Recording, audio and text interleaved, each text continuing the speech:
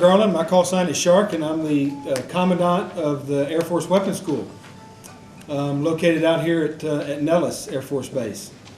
What I'd like to share with you for just a few quick minutes is a little bit about our history, what our mission is here, and then I'll turn you over to some of the outstanding instructors that we have that ultimately accomplish our mission and make the school the success it is. First, thank you all very much for coming out and seeing us and saying hi. It is a big deal to us to have the opportunity to live here in Las Vegas and to be able to train basically in the state of Nevada with the North Training Range. The playing field that this community affords Nellis Air Force Base and the United States Air Force and Department of Defense as a whole, to be honest, all of our services together, is second to none. It is unbelievable. And that's why we consider ourselves at the Air Force Weapons School the Air Center of Excellence. And that's why Nellis Air Force Base is so important. And I truly believe it's because of the support of this community, both Las Vegas and the state of Nevada, that the United States Air Force and our Department of Defense can achieve battle space dominance anywhere on the planet at any time in front of anybody. And while, by the way, our enemies and our adversaries are scared of us. And they should be. Because your defense, your Air Force, is the most dominant service on the entire planet. So we're grateful that y'all are taking a few minutes of your time to be here with us. Anytime you ever want to come by and say hi, we have a message that we'd love to share. These folks that are sitting against the wall will do a great job of that here in just a second. But the mission of the United States Air Force Weapons School is simply put to train graduates that go out not just to the Air Force, but to all the services in the Department of Defense and are your combat tactical system experts. They are ultimately the shell answer man to all of our defense leaders that make the decisions on what we're going to do defending not only the United States of America, but our interests and anything that we have to do abroad. That responsibility is not insignificant, and we take it very seriously. So this course at the Air Force Weapons School is 5.5 months long. We take the most seasoned, most experienced instructors that the Air Force has to offer. It takes several years of seasoning, training, and preparation before we'll even consider you as a candidate to come to this premier school. And so the students that we get, we call them students initially, the students that we get when they start at the beginning of the 5.5 months of training are the very best the Air Force has to offer. Our job is to make them even better. And so ultimately, if I were to summarize what we do here at the Weapons School, we have graduate level academics, the combination of MIT and Harvard PhD level academics all rolled into one. And when a student graduates here after 5.5 months of intense training, they are by far the very best combat system experts that not just the Air Force or the United States has to offer, but on the planet. Y'all are here at the perfect time because we're in the middle of the mission employment phase. It's ultimately the culmination of what we do 5.5 months of training. It's our graduation level exercise. We have as many as 3,300 personnel that work this exercise. Over the 5.5 months, we spent 30,000 man hours to make this the success that it is. We have 33 combat units, not just from the Air Force, but from the Department of Defense as a whole, Army, Navy, Air Force, and Marine Corps, that come out to participate. That's why when you take pictures of our flight line, it's completely full. We fly almost 500 sorties in about 8 days. And we have the most phenomenal graduate level training at the end of the course that you can imagine. It is a culmination of the Air Center of Excellence. We ask a lot of our students during that time. It's almost 24/7 training that we ask of them and that we expect. And oh, by the way, the instructors that you see here sitting against the wall are hand in hand ensuring that each of those students gets the personal care that they need to make them as good as they can possibly be. Because tomorrow, Thursday, on June 9th, we're going to hand them this Air Force Weapons School patch. The significance of this is not the cloth and what is written on it. The significance of it is the person that carries it. And when you see someone with that patch or that badge, you immediately can identify with exactly what I've expressed, is their expertise. They can go anywhere on the planet at any time and support any decision maker at any level, from a lieutenant colonel, squadron commander, to the President of the United States of America. They are that shall answer man. They are system experts in their specialty. And oh, by the way, here at the weapons school, we have 17 squadrons that you see represented by the patches hanging on the wall, 22 combat specialties, which includes the entire Air Force arsenal. And so when you see a person that's wearing this patch or that identifies themselves as an Air Force weapons officer, you know that they're the very best trained in every specialty that the Air Force arsenal has to offer. That's significant. I mentioned to you a second ago that the responsibility of that is also extremely significant, and we take it very seriously, which is why 5.5 months of training is the most intense. It's simply the most intense training that I have ever been through. Our instructors will say the exact same thing, and that when our students graduate, I guarantee you'll see a tear in their eye because they recognize how difficult this really was. I want to leave you, though, with this final point. Hopefully I've convinced you of the significance of the weapons officer and the Air Center of Excellence, exactly what we're here to do. We are here to support and defend the United States of America, our interests both at home and abroad. And we do that by training the finest air, space, and cyber experts on the planet. Without question. We can secure battle space dominance anywhere at any time. But the other piece is they were actually a leadership school disguised as a tactical training school. The men and women that you see here are our leaders today and our future Air Force and Department of Defense leaders tomorrow. If you take their picture tomorrow and Saturday night when they graduate, if you save that picture in 10 years, you're going to see them as significant, with significant responsibility, leaders both in the Air Force and the Department of Defense. That's why this place is so important. I'm grateful that y'all are here. And oh, by the way, I am proud and honored to represent this amazing school and these amazing individuals that you're going to get to talk to here in just a second as the Commandant. It's a dream come true. This is the finest institution on the face of the earth. What questions do y'all have for me? How long have you been here, Colonel? I taught here from 2000 to 2003 in the F-15, F-22 division. As an instructor, I taught 7 classes. Went away as a squadron commander, went out to the Pentagon and did some joint training, working for the Secretary of Defense, operational tests, and I've been back here for a month as the commander. So you've been back for a month. How long will you be here? As long as the service will let me, or as long as these folks will follow. Lord willing, it's a tour that doesn't stop. When folks graduate from this class, they go back to their unit and they have a patch. But are they, at that point, is that like another, are they considered an instructor at that point in the specialties that they've learned here?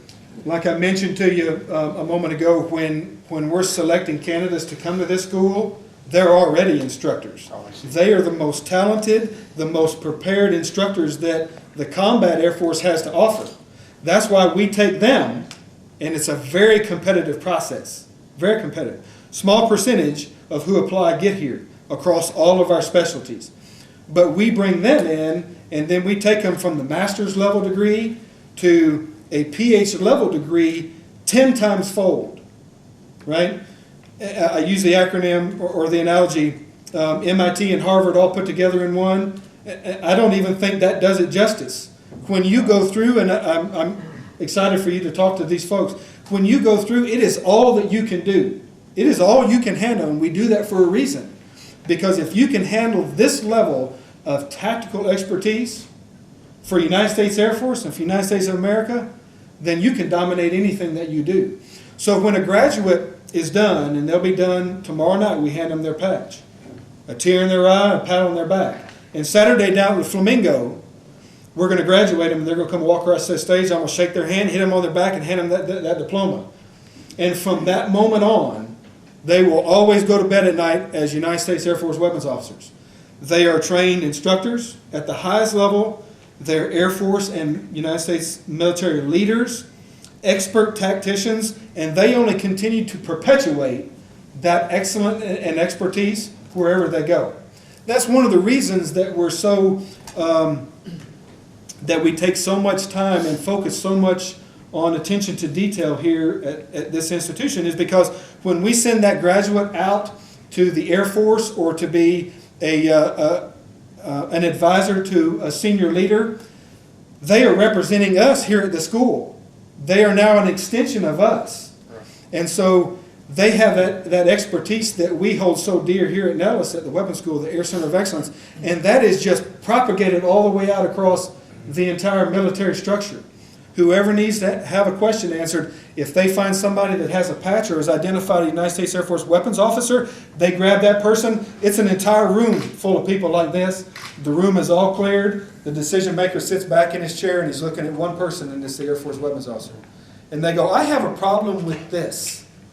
And that person is trained and qualified, is a leader, and is prepared and confident to sit right up at the table and go, boss, this is what I recommend. And they have all the fallback that they need. Back here, because we all support each other. It's a giant fraternity. If they have any questions, it's not just one weapons officer, a captain, or a major that just graduated this institution. It is an entire fraternity of, since 1949, years and years of experience. That's an awesome responsibility. But it also bears weight to the excellence that every Air Force weapons officer carries. Yes, sir. Sir, did that answer your question? Yes, sir. Are you expanding the cyber side of the training, and does that go across all of the fields? Absolutely, sir. Like I described, we have 17 squadrons with 22 combat specialties. For example, in our air dominant squadron, we have F-15Cs and F-22s in the 433rd Squadron. In our 328 Squadron, we currently have space and ICBM. Well, that's expanding as our nation's arsenal also expands. So we have space, we have cyber that's coming on board in the very near future, and we're going to expand out to an additional squadron for our intercontinental ballistic missile squadron. That just goes to prove the ultimate capability that the United States Air Force has to secure battle space dominance. And as we continue to grow and continue to evolve with our nation's technology and defense capability, I promise you, as the Air Force Weapons School Commandant, that this Air Center of Excellence will continue to lead that charge. Because that's what we're here for. A couple of things you've heard me describe. Our job is to create air experts, right, in airspace and cyber across that battlespace spectrum. So we have to ensure that we are at the forefront of all the technology that not just the Air Force, but the Department of Defense has. Because when I send that graduate out, when our instructors say, this graduate is ready to go, back to the Combat Air Force, and I as the Commandant hand them their patch and their certificate, then we are in fact saying to the President of the United States, to Secretary Gates, and to all of our leaders, all of our military leaders, that this is the person that you can go to for all the expertise across all the battle space spectrums that you have, to include cyber. Does that help you? So a graduate from here technically is an expert in all 22? Absolutely correct. And that's amazing, isn't it? So you talk about MIT and Harvard, pick another institution that you might hold dear. Brown, Yale, Air Force Academy, West Point, let's throw them all in there. That's the level of expertise that walks out this door after 5.5 months of training. Integrated experts across the battle space. Yes, sir. Number one, whomever put together this meeting with you to listen to your presentation, I love it. I would like to see that done again. That's point number one. Thank you, sir. He's sitting right over there. Okay. Point number two, there are two excellent biographies of one of this school's most famous graduates, and I think his name is Colonel Jimmy Boyd, and he died a few years ago. And I want to, from afar, I have truly, deeply respected all of you folks, and I'm not stroking you, that's just true. But I'm leading up to something. In the thicker of those two biographies, the author took about 40 pages to kill off Colonel Boyd, and his friends were coming to visit him. And when I was reading that, I had grown to admire the man so much. If you had seen me reading the book, I was physically crying. And somewhere in the book, it said that soon after he died, someone in the higher Air Force hierarchy issued an order, a directive, to strip every manual that he created that is used here of his credit line, because allegedly, according to the author of the book and his sources, that Colonel Jimmy Boyd, he graded and he rubbed a lot of people the wrong way who were now in positions of a higher rank. And even though Colonel Boyd was an Air Force officer who did extremely well, while the Air Force stripped him of his credit line for his authorship of manuals that are still used, the U.S. Marine Corps, in one of their official museums, has dedicated a corner of their museum to him. And I don't know if any of that is true or Excuse me, not. Peter, I'm sorry, we have limited time with the commandant.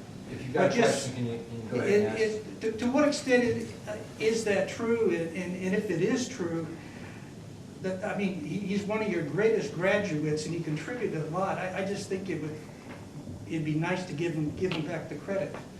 Absolutely, sir. What we do here at the weapons school is we take all of our lessons learned over the entire history of the Air Force, as well as everything we've learned from major conflicts for the Department of Defense across all of our services.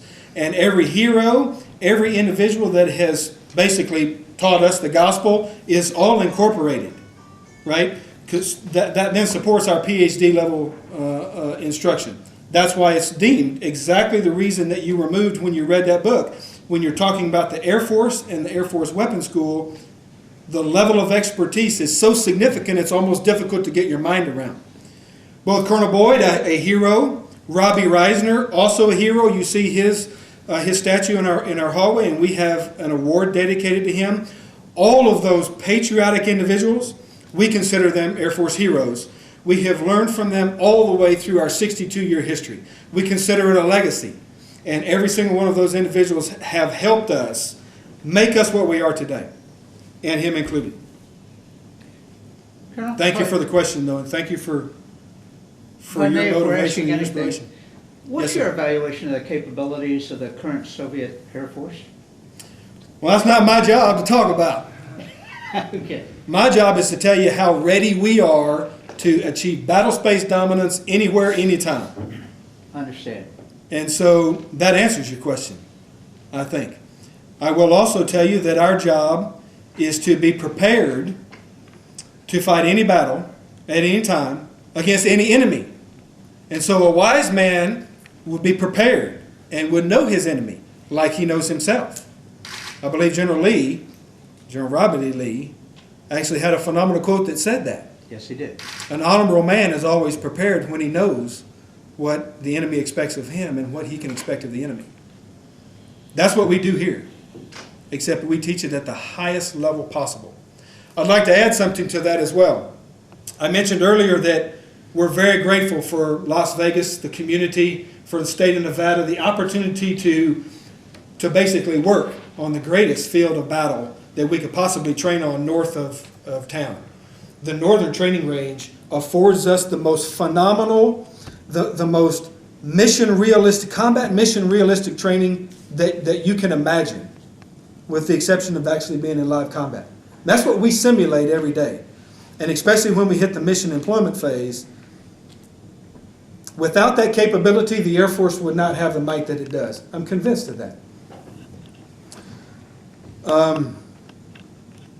So we're grateful for that opportunity. I had another awesome point, and it just fell right off the top of my cranium as I was thinking about your question. Tell me your question again, please. The second part of the it. capabilities of the current Soviet The Air threat. Okay, the threat. Well, here at Nellis, we are very blessed and humbled, to be honest, to have the training aids of the Air Force arsenal at our disposal. I've already shared with you the Air Force Center of Excellence, United States Air Force Weapons School. Right down the street, we have the Aggressor Training Group. You're probably familiar with what they afford. They go around the country, oh, by the way, and they provide the Air Forces as well as to the joint community, the joint military communities, aggressor arms, skilled in the tactics, the training procedures, and the way our threat will execute. What we expect to see from the bad guys is what they give us. Guess who we train against every day? Those guys. we might as well be training against the bad guys in a combat realistic scenario every day. They are experts on the threat. That question that you just asked, if you ask them, you'll get a nice long drawn out answer, because that's their job. But I'm blessed as a commandant of the Air Force Weapons School, and we here are very fortunate because we have the ability at Nellis, and only at Nellis, because of what our community affords us, the opportunity to integrate. This entire 57th Wing and the Air Force Warfare Center is nothing but a big combined group of folks with expertise across tactics and training procedures, which is us, teaching weapons school students how to be graduates and be combat tactical experts across the world, and basically the enemy right down the road. You can drive down the road and see some of their airplanes. You can see the patches that they wear. They help pretend like the bad guy for us. They teach us what a bad guy is going to look like, sound like, act like, think like. And then ultimately we can achieve, in my opinion, General Lee's vision of knowing what the bad guy is going to do when he does decide to come across that line. Which bad guy do they emulate these days? All of them. Everybody. Why be prepared against just one? Why not know all your enemies? They're great folks to get in front of. Yes, sir. Sir, did I answer your question? Yes, you did, as well as you could have. Has the syllabus for this class, has it changed with the grounding of the F-22? I'm sorry, say it one more time. The training for this graduating class, has it changed because of the grounding of the F-22? Absolutely not. Our syllabus is our syllabus. It's the same today as it will be tomorrow. We've obviously had to make some modifications as a result, but what we've done is we've taken our F-22 students and we've employed them in other areas. For example, the mission employment phase that's going on right now. While they're not afforded the opportunity to fly, we have made them the mission planning chiefs. They're the guys that are up on stage actually having to brief the entire 3-hour-long vulnerability period for the mission. They have to spend the entire first 2 days, ultimately 48 hours, working with their peers, their other students across all of the different specialties, as well as with the instructors, to come up with a game plan based on a very difficult problem that we hand them. And you know where we get the problem from, right? We just talked about it. How are they going to solve that problem? Well, even though the Raptor pilots aren't flying right now, they are incredibly ingrained and integrated in that process. What has that afforded us? Remember, I mentioned to you that we are integrated 17 squadrons, 22 combat specialties. You don't always get to fly. Sometimes your responsibility is to be the planning instructor, the planning chief. So students roll right into those roles. But we've taken that one step further, and we obviously have some aircraft that have 2-seat models. Our F-15s, our F-16s, our F-15Es, we've afforded our Raptor pilots the opportunity to jump in the back seat and see in action, in live flight, their plan actually executed in the air. But then, when they wipe off the sweat off their brow, they go back and they comb their hair out and they put on a dry t-shirt, because we're in Las Vegas, right? Then they have to come back, stand back up on that stage and effectively debrief what they briefed and what they just saw in the air. I think it's almost easier to fly, to be honest. Then you have one there? Yes, sir. It had to do with the Raptor as well. Okay, great. Did I answer your question? And it was just, do you have any kind of update on, is there anything new as far as their flying status? Have they come up with any kind of fix? I do not. And here at the weapons school, our job is to let the testers and the evaluators do their job. We're trainers here. Ultimately, we train at the highest level, which means we think about tactics and procedures that we expect to be tested. But our job is to let the engineers and the testers do their job, and when that system is ready, and it will be soon, I don't have specific details, because our job is to focus on training these students to the best of our ability, and then when we get combat assets, and we'll go make the best graduates that we can. But you know, as we're looking at things that need to be worked on, then let's let them get worked on, so that when that system's up and ready, it's ready to go. And I'll tell you from my heart as well, I'm an F-22 pilot. Okay? That system is phenomenal.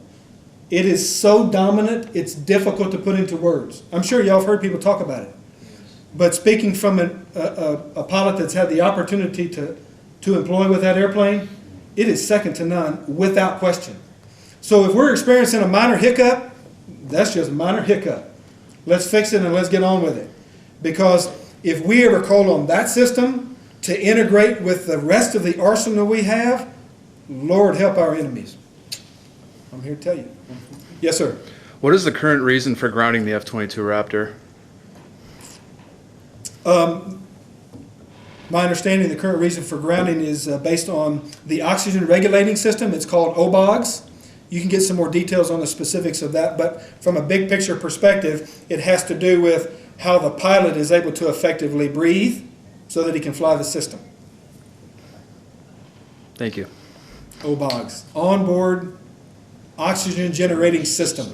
You want me to start my quote over again? If you want. Yes, sir. Don't let the lieutenant get after you now. No. All right. I haven't said this. One more, please, sir, and then I want you to talk to these folks. They're the ones that have the significant things to share with you. They'll absolutely blow your socks off. So I know you will self-edit for class, security reasons, but overall, how good would you say the air-to-air missiles are in the U.S. inventory? I can explain it very simply, and you can absolutely throw this in print. The capability of your Air Force today is second to none across the entire globe. There is no one that can compare or defeat us across any part or any aspect of the battle space spectrum. Not a chance. Okay, thank you all very much for the time. Look forward to you getting to talk to these great folks. Charles, thank you for your comment. Jump with the lieutenant. This is an amazing opportunity for us. You can see that we're motivated and excited about what we do here, and it's solely for the reason of the people that you see here, the individuals, men and women of the United States Air Force Weapons School, and what we stand for. Because we stand for training the experts that ultimately defend the United States of America and our interests both at home and around the world. And we consider that a significant responsibility and do not take it lightly. Do not take it lightly. So any opportunity to spread that word and to promote this Air Center of Excellence, please call on us because we'll be there in a second. You don't have to come to us. You let us know where you want us to be and we'll be there.